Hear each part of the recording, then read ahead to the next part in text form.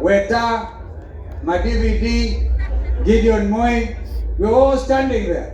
I looked at that and somebody sent me, and I must really thank our sister who is in Bahamas, I think Barbados, for a CPA conference, Mheshimiwa Lesuda. She sent me that picture and said, she drew a picture around and said, the last man standing. We're all going to stand. It's not going to be the last man. How many of you are ready to stand with the last man standing?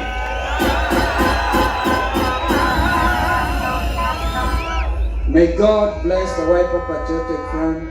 Thank you so much for putting the confidence in me. You know we always work as a team. We consult. Even when we decided, and I remember it was Dr. Makali Molu who came up with the adage, Kuva driver, Kuva makanga, when there was a motion of impeachment. We said, if you must impeach Rigathi Gachagua, impeach William Ruto kwanza. I think they have since realized the folly of those actions. Actions have consequences, and those consequences are bringing the new dawn. We thank William Ruto for impeaching Rigathi Gachagua, so that together we are going to liberate even William Ruto himself from this type of criminal.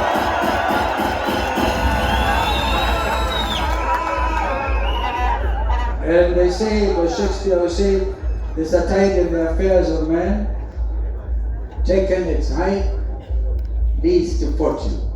Abundant, the rest of life is lived in misery. This is a paraphrase. I want to encourage you, Ndugu Rigathi. You stand stronger than when you are deputy president. Nobody knew you. Now the country knows you. My sister mother, my twin sister, you were with Ruto, Raila's running mate. You were envisioned by our founding fathers. Our hospitals are understaffed and under-equipped. Mothers give birth in fear, literally in fear, because they don't know whether this court sharpie will pay their bill. Doctors go and pay. Our hospitals run out of essential drugs. What should be universal health care has been turned into a playground of corruption.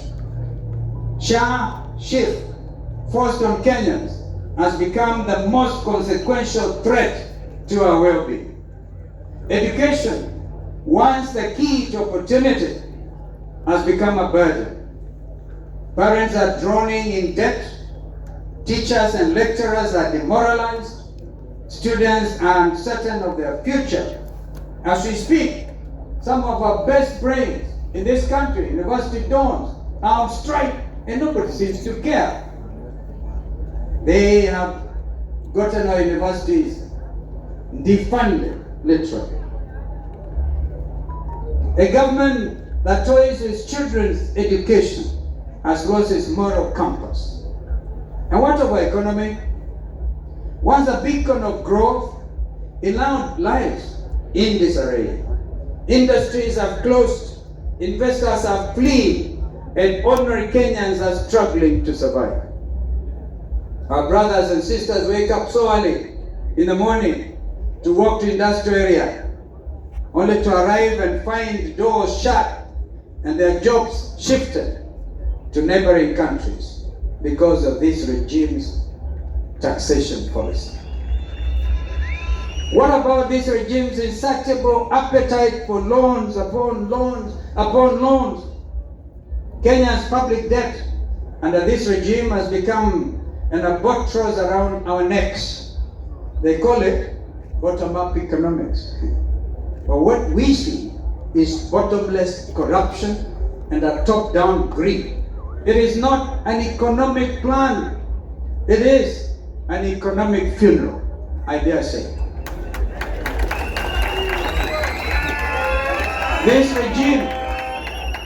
This regime has attempted to capture all institutions to do their unconstitutional bidding. They have captured Parliament, and that is why today it stands impeached.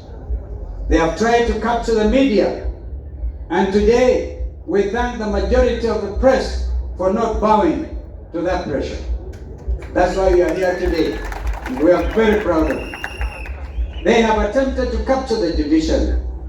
We ask you not to cede to these nefarious regimes' attempt to undermine you, for justice and truth are the common ties of society.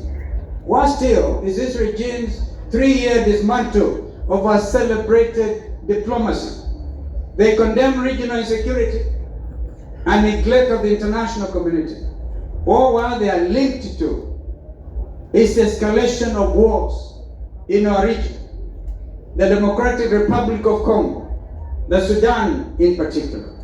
This regime sells arms, and hear me, Kenyans, because it's a day to speak the truth for what it is. This regime sells arms and gets illegal gold in return. Honestly, what you are witnesses to is a horror movie directed by a know-it-all director who is a star and the supporting cast of his own show.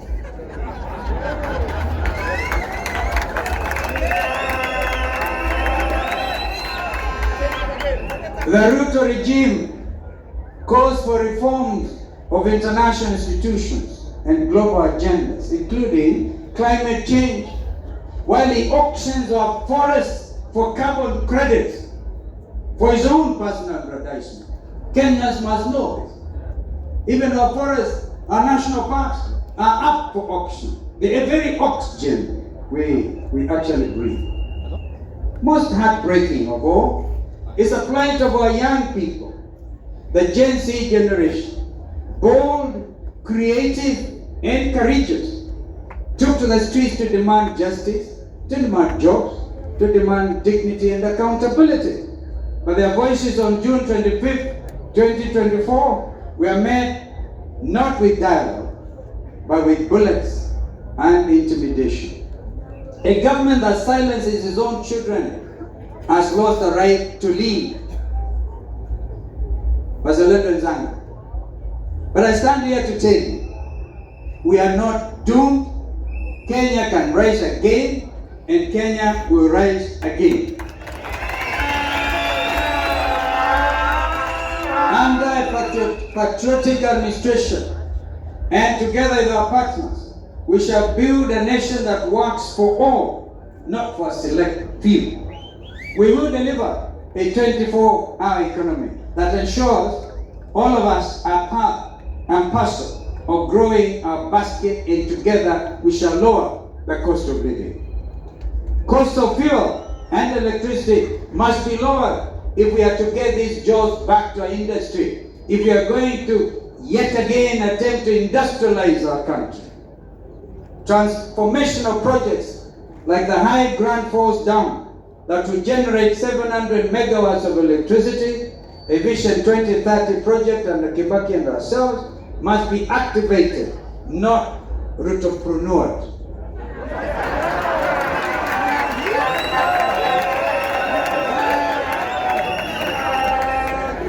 We will cut unnecessary taxes, such as the punitive affordable housing levy. That is nothing short of quidney to steal from Kenyans. We have said time and again, Executive Order number 1, get rid of housing levy. We will have an affordable, relatable, and predictable policy that not only addresses our challenges, but also considers the vast opportunities in manufacturing, in agriculture, in education, and in blue economy. Our economy be driven by innovation and integrity, not corruption and coercion. We will create 3 jobs for the youth. Every county will have a functional youth enterprise fund. Remember, youth enterprise fund swept under the carpet. Which will be transparent and theft-free. We'll establish technology hubs, create centers, and local industries to absorb young talent. Professionalism, not Rutoism, will get you a job. Wazalendo wenzangu, I promise you this. The Wiper Patriotic Front's Director of Elections will not become your next chairman of Kenya Revenue Authority. That will be. No child should ever be denied education because of poverty. We will fund our schools adequately, value our teachers, and recognize vocational skills alongside academic qualifications. Re-education, not those fake self-appointed degree shit, but must once again be the bridge to opportunity. A patriotic administration will restore dignity and meaning to our schools and our universities. We will not be a striking nation. We shall be a working, dignified nation. We will deliver affordable, quality health care for all. Medicines will be available in every hospital, and our healthcare workers will be respected and fairly compensated. Health will not be a privilege. It is a right, and indeed an Article 43 right of our Constitution. We will build a just, safe, a united Kenya. Police brutality, obviously, will end. In fact, I think it has ended today, because if anybody had wanted to bring goons here, it can't work.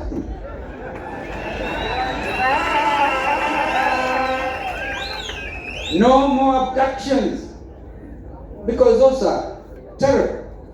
And no more fear. We will unite Kenyans across all communities, because a divided nation indeed cannot prosper. These are not empty promises. These are concrete plans, practical, people-centered, and achievable. This is what a Kalonzo Musyoka-led administration will stand for: justice, opportunity, dignity, constitutionalism, and the rebirth of this nation. My brothers and my sisters, the time for lamentation is over.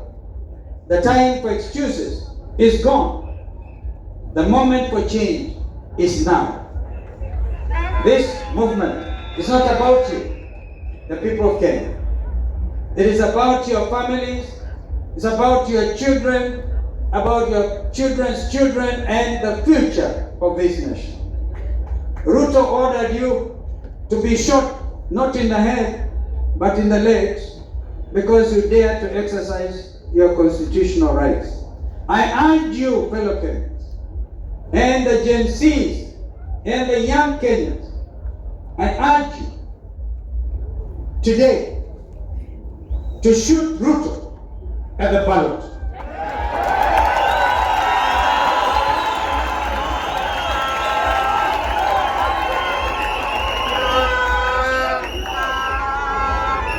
If you have not yet, I implore you to register to vote. How many of you are ready to shoot Ruto at the ballot?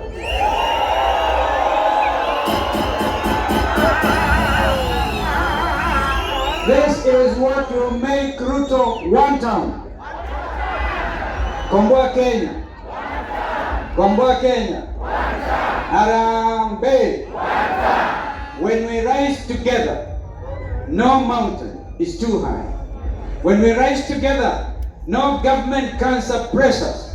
When we rise together, Kenya will rise again. Are you ready for change? Are you ready for justice? Are you ready for a better Kenya? Then let us rise up together. Wazalendo wenzangu, this is our moment. We cannot allow despair to kill our dreams, nor exceptionally corrupt and insensitive leadership to steal our future. We will build a Kenya where leadership is honest, justice is real, and opportunity, as I said, is equal. We'll build a Kenya where every child is safe, even in our own living room. We will in honor and remembrance, remember Bridget Jogi, who was shot by a police bullet in Kiambu, sitting by her parents' living room watching television. And she got killed, shot. So even our living rooms are not safe. I salute our farmers, our mama bogas, and our border riders. The border riders actually escorted me this morning. I thank you. The true backbone of this country. I celebrate our youth, the beacons of hope who keep faith alive. From from Lamu to Kiambu, from Isiolo to Bungoma, from Nairobi to Kisumu, from Wote to Turkana, from Tharaka to Kajiado, from Mombasa to Meru, and from Sugoi to Sekuru. We all deserve dignity, justice, and honest leadership. Together, we shall bring it to life. Wazalendo wenzangu, the Wiper Patriotic Front is ready. Our united coalition is ready. And for a while, we didn't have to pass the resolution to address what is already defunct. My sister mother is here, my brother Eugene is here.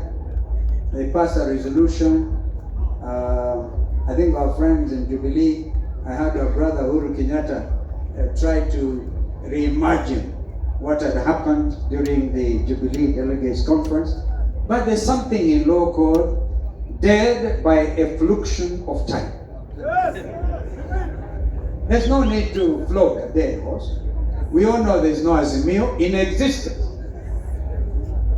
But because you have some people holding those parliamentary positions in the Senate and in the National Assembly, we don't need to issue that thing. But all of us knew this is the dawn of a new beginning. I urge my colleagues to stick together, yani like bees, because if any of us betraying this confidence will stand judged by future generations. I don't want to be in that category. At very great cost, I have stood the test of time. At very great personal cost, I've dared to stand. I like it. Hashtag the last man standing. Nimeona hiyo. Kuna picha inaonyeshwa tukiwa State House. I think Fred, you remember we are in State House, Mombasa, before the election in 2022. And there's that clip. We're all standing there with our brother Uhuru Kenyatta, Raila Odinga, Kalonzo Musyoka, Weta, my DVD, Gideon Moi. We're all standing there. I looked at that and somebody sent me. And I must really thank our sister who is in Bahamas, I think Barbados, for a CPA conference, Mheshimiwa Lesuda. She sent me that picture and said, she drew a picture around and said, the last man standing. We're all going to stand. It's not going to be the last man. How many of you are ready to stand with the last man standing?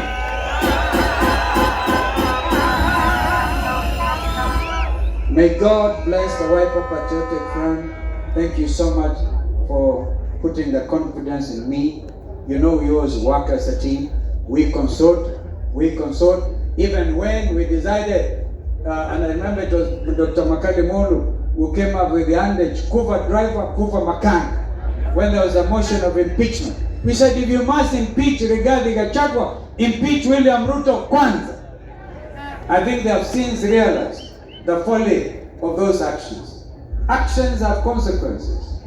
And those consequences are bringing the new dawn. We thank William Ruto for impeaching Rigathi Gachagua, so that together we are going to liberate even William Ruto himself from this type of trouble.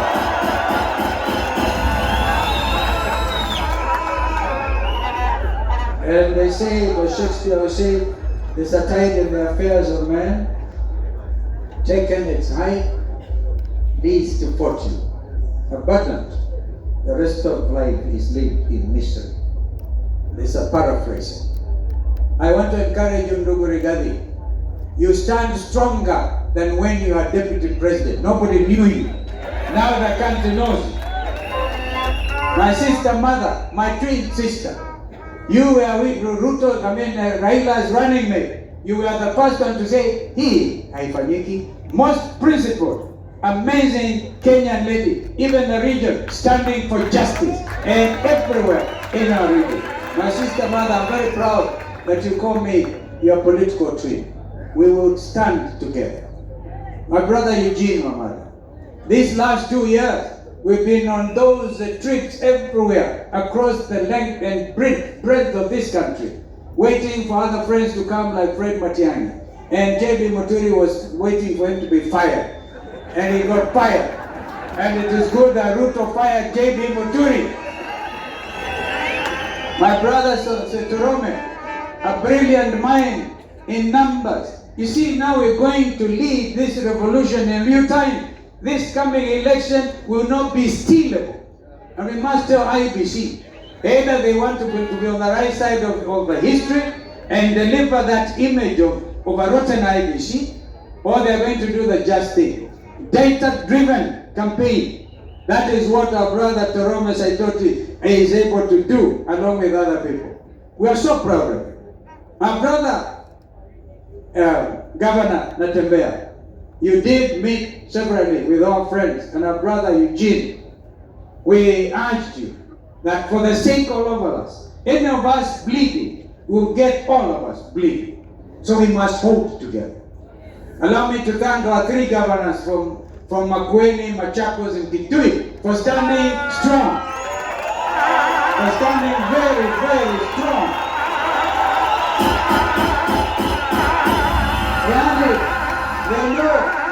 They know what the Constitution says. What the Constitution says. They know. There are two levels of government. They're independent, they know. So I told them, when William Ruto comes calling, you have the governor, but he must recognize you. You are the home governor. You are the ruler of your county. Don't go out there. William Ruto does not believe in devolution. If anything, is trying everything to kill devolution. We will make sure that the three of you will multiply and multiply. God willing, when we take the county in 2027, we shall be more than 30 governors in this, so that we can save our country. I want to thank our members of parliament. If you can please stand. I'm very proud of those team. That team, they refused kupatiwa pesa na briefcases. They stood. I can see a lot of you others are going to join Wiper Patriotic Movement because of you. So we celebrate you. We celebrate you. Our MCAs, if you could please stand wherever you are. Never mind the confusion once in a while. Governor Douglas Bilo, you are smart here and you know how to hold the ground. Thank you for putting the question and for endorsing my candidate. May God bless you. The people of Makueni, the people of Kitui, the people of Machako, and we have MCA, the people of Taita Taveta. The majority leader is from Taita Taveta. We thank you. We even our deputy leader, all the way from Dadaab, Farah Mahalim. Of course, he has since resigned willingly. We wish him well wherever he goes, wherever his political journey takes him. I'm not the type of person to wish anybody ill. And all other MCAs, you had somebody from Busia and others, and Nairobi. Hey, Mheshimiwa Mawada and the teams here, we thank you. We really recognize you. Yeah?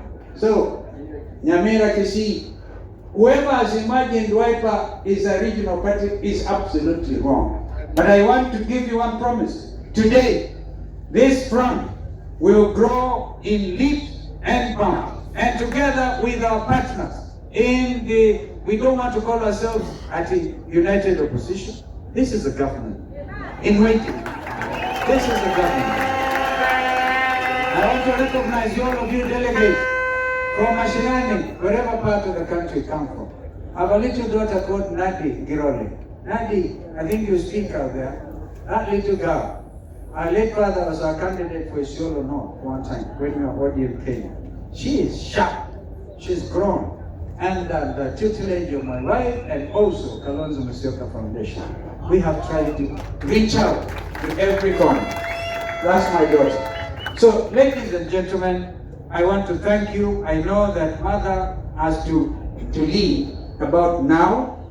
With everybody's permission, I think the Master of Ceremony will take over.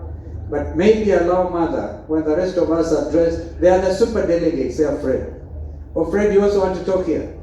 They are the super delegates. So we allow Mother and Fred, but JB, Torome Saitoti, and the chairman of PNU, engineer, will all go out there and speak. Our brother Rigiji, those people cannot wait to hear you.